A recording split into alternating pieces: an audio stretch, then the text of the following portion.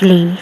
Today I am going to experiment the watercolor mixing and create some beautiful new shades instead of using color directly from the palette.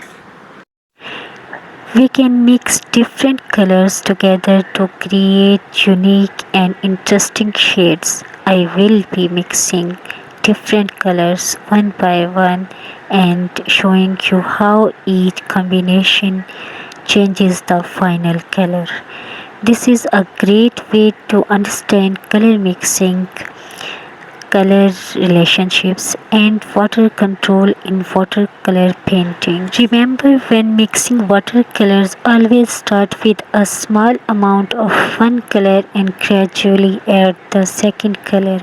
This gives you better control over the final shade. You can also experiment with different proportions to create lighter, darker, warmer, or cooler colors. So let's start your watercolor mixing experiment and see what beautiful colors we can create. I have tested watercolor mixes on my hand just to show you the color results.